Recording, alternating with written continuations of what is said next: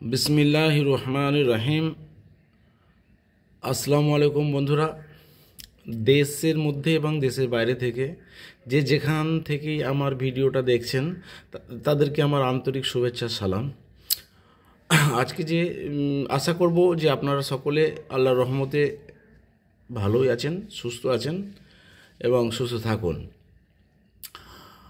আজকে যে সারটা নিয়ে আলোচনা করব সেটা হচ্ছে কতগুলো রাসায়নিক সার। সেই কতগুলো রাসায়নিক সার যেগুলো আমি সামনে নিয়ে বসেছি সেটা urea, triple super phosphate, MOP বা এনপিকে অনেকে বলে থাকে, মিউরেট অফ পটাশ, সালফার, আর ডাই অ্যামোনিয়াম ফসফেট বা ডিএপি, জিপসাম, তারপর হচ্ছে আপনার কপার সালফেট, তারপর হচ্ছে চুন, CaCO3, কুলি চুন আমরা বলে থাকি, তারপর হচ্ছে আপনার বোরন বা অনেকে সলু বোরন বলে থাকে, তারপরে আপনার আসছে জিঙ্ক সালফেট বা দস্তা সার বলেও বুঝে থাকি, আর একটা হচ্ছে ম্যাগনেসিয়াম সালফেট বা ইপসাম সল্ট, এর আর একটা নাম হচ্ছে ইপসাম সল্ট।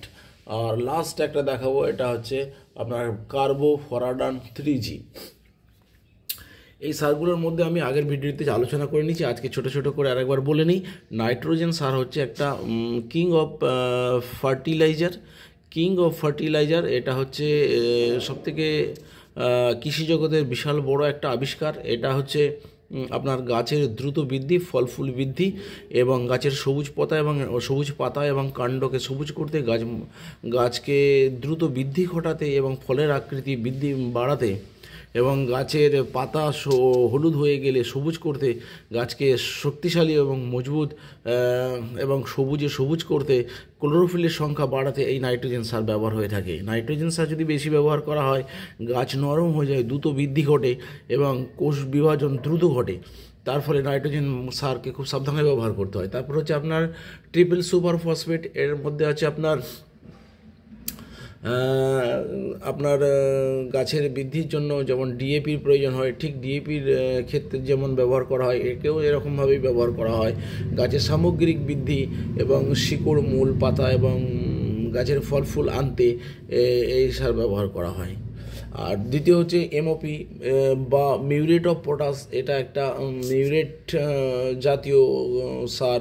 এটা ঠিক নুন লঙ্কার গুঁড়োর মতো দেখতে, কিছু সাদা সাদা চিনির টুকরো এবং লঙ্কা গুঁড়োর মতো দেখতে হয়। আমরা ছোটোবেলায় যেটা আম দিয়ে, কাঁচা আম আর এই নুন লঙ্কা দিয়ে খেতাম, ঠিক ওই রকম দেখতে। যাই হোক, এটা লিচিং করে যায়, আপনার এই নাইট্রোজেন সারও লিচিং করে যায়, দ্রুত জলে দ্রবণীয় সার। এটাও আপনার জলে দ্রুত দ্রবণীয় সার, এমওপি বলে। তারপর আসছে সালফার বা গন্ধক সার। এটা আপনার ক্লোরোফিল বৃদ্ধি করতে সাহায্য করে। তৈলবীজ জাতীয় এবং পেঁয়াজ রসুনের ক্ষেত্রে এই সার খুব, এবং লঙ্কাকে ঝাল করতে এবং ব্যবহার করা হয়। আর একটা কথা হচ্ছে কি, এমওপি সার ফুল ফল আনতে, গাছের ফুল ফল আনতে বারবার ব্যবহার করলে এবং দানার গাছেও ফুল এসে যায় বারবার ব্যবহার করলে, কিন্তু খুব কম পরিমাণে দিতে হয়, সাবধানতার সাথে দিতে হয়, নাহলে গাছ নেতিয়ে পড়ে গাছ নষ্ট হয়ে যায়, মরে যায়। সালফার একটা বায়োটিক হিসেবে ব্যবহার করা হয়, অ্যান্টি ফাঙ্গাল হিসেবে ব্যবহার করা হয়। তাছাড়া এটা একটা মাইক্রো নিউট্রিয়েন্টসের আন্ডারে পড়ে। তারপর আসছে আপনার ডিএপির নাম হচ্ছে ডাই অ্যামোনিয়াম ফসফেট। এই যে ডিএপি, আমরা এটাকে ডাই অ্যামোনিয়াম ফসফেট বলে চিনে থাকি। এই ডিএপিতে আপনার ফসফেট থাকে বেশি পরিমাণে, 47% আপনার ফসফেট থাকে এবং নাইট্রোজেন থাকে 18 থেকে 20%। মূল শিকড় বৃদ্ধির জন্য এবং মূল শিকড় এবং গাছের বৃদ্ধির জন্য, নতুন শাখা পোশাখা তৈরি হওয়ার জন্য, গাছের সামগ্রিক বিকাশের জন্য বা কাণ্ড তামাটে রং ধারণ করলে, গাছের বৃদ্ধি কমে গেলে এই সারকে ব্যবহার করা হয়।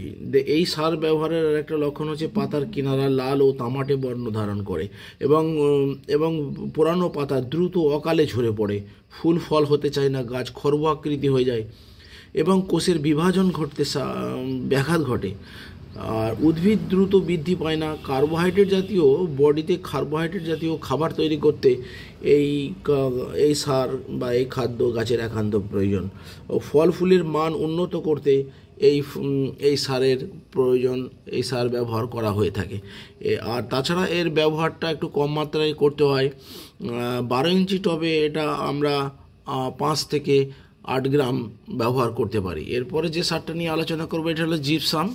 এটা জিপসাম একটা হচ্ছে আপনার একটা মাটির এনজাইম গঠন করতে সাহায্য করে।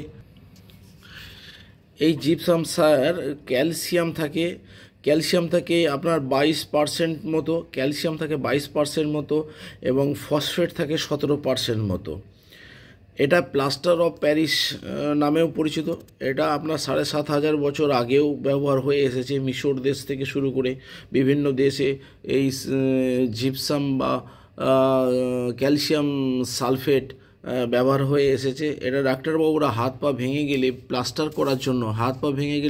করার জন্য ব্যবহার করে থাকে। তাছাড়া আমাদের ঘর রং করার ক্ষেত্রে আধুনিক প্লাস্টার ব্যবস্থার জন্য, ঘরের রং করার জন্য এই রঙের সাথে এটা ব্যবহার করা হয়ে থাকে। এটা সাদা কালার হিসেবে ব্যবহার করা হয়, তারপরে অন্য কালার রং করা হয় ঘরবাড়ির রঙের ক্ষেত্রে। হাত পা ভেঙে গেলে ডাক্তারবাবুরা এটা প্লাস্টার হিসেবে ব্যবহার করেন। এর কাজ হচ্ছে গাছের ক্ষেত্রে, উদ্ভিদের ক্ষেত্রে কাজ হচ্ছে গাছের অগ্রভাগকে এবং বৃদ্ধি করে এবং মূলের অগ্রভাগকে বৃদ্ধি করতে সাহায্য করে। গাছ ছোট হয়ে যায় না, কচি পাতা কুঁকড়ে গেলে এই সার ব্যবহার করা হয়। তাছাড়া মাটি ঝুরঝুরে এবং বাতাস চলাচল করতে সাহায্য করে। ফল ঝরে যায় না, পাতা পচে যায় না এবং ফল পাকাতে দেরি হয় না, ফল পাকতে গাছের মধ্যে দেরি হয় না। তাছাড়া এই সারটা মাটির পিএইচকে নিয়ন্ত্রণ রাখে, মাটির মধ্যে এনজাইম তৈরিতে সাহায্য করে। এবার যে সারটা নিয়ে আলোচনা করব সেটা হচ্ছে ম্যাক্রোনিউট্রিয়েন্ট মাইক্রোনিউট্রিয়েন্টের আন্ডারে পড়ছে। এর নাম হচ্ছে কপার সালফেট। এটা একটা তীব্র বিষ ব্রুদো মিক্সচার তৈরি করতে এই কপার সালফেটের ব্যবহার আছে। এটা তুঁতে বলে থাকি আমরা।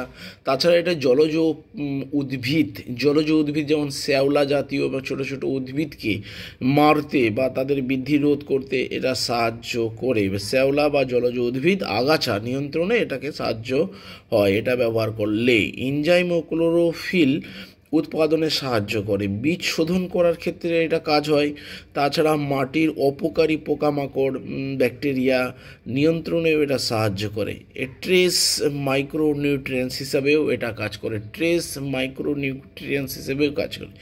এরপরে যে সারটা নিয়ে আলোচনা করব সেটা হচ্ছে রাসায়নিক নাম হচ্ছে কলিচুন, বা আমরা কলিচুন বলে থাকি বা চুন নামে খ্যাত, বা এর একটা ফর্মুলা হচ্ছে CaCO3 মাটির পিএইচ বাড়াতে বা অ্যাসিডিক মাটিকে নিউট্রাল বা নিরপেক্ষ ক্ষারীয় করে তুলতে উদ্ভিদকে এই চুন ব্যবহার করে, উদ্ভিদের বাঁচার জন্য এই চুন ব্যবহার করা হয়ে থাকে। মাটির পুষ্টিকে নিয়ন্ত্রণ করার জন্য মাটির বায়ু চলাচল এবং জল ধারণ ক্ষমতা বৃদ্ধি করতে সাহায্য করে। এবং তাছাড়া বড় কথা হচ্ছে কি, নাইট্রোজেন এবং ফসফেট এবং পটাশকে গাছকে গ্রহণ করতে বা শোষণ করতে এই সারের জুড়ি মেলাভার। এটা চুন এটা আপনার পিএইচ শুধু নিয়ন্ত্রণ করে না, এনজাইমকেও গ্রহণ করতে সাহায্য করে, উদ্ভিদের ক্ষয় রোধ করতে সাহায্য করে। এটা একটা ট্রেস নিউট্রিয়েন্ট হিসেবে গাছের পুষ্টিচক্রকে সম্পন্ন করে। ক্যালসিয়াম একটি উদ্ভিদের গঠনগত উপাদান হিসেবেও কাজ করে থাকে। এটা একটা ট্রেস উপাদান হিসেবে এবং গাছের ফল পাকতে সাহায্য করে। টমেটোর মধ্যে যদি এই চুন জাতীয় পদার্থ কম পড়ে যায়, ক্যালসিয়াম কম পড়ে যায়, তাহলে টমেটোর নিচের অংশটা কালো হয়ে যায়। আর সিম জাতীয় উদ্ভিদের ক্ষেত্রে উপর অংশটা পচে গিয়ে কালো রং ধারণ করে ফল নষ্ট হয়ে যায়। গাছের ফলের আকার আকৃতি বৃদ্ধি করতে এবং গাছকে মজবুত করতে এই ক্যালসিয়াম ব্যবহার করা হয়। ক্যালসিয়াম পিএইচ নিয়ন্ত্রণ শুধু করে না, ক্যালসিয়াম এনজাইম গঠন করে এবং ভিটামিন তৈরি করতেও সাহায্য করে। দ্রুত আলোচনা করে নিচ্ছি। এটা হচ্ছে আপনার বোরন, অনেকে এটাকে সলু বোরন বলে থাকে।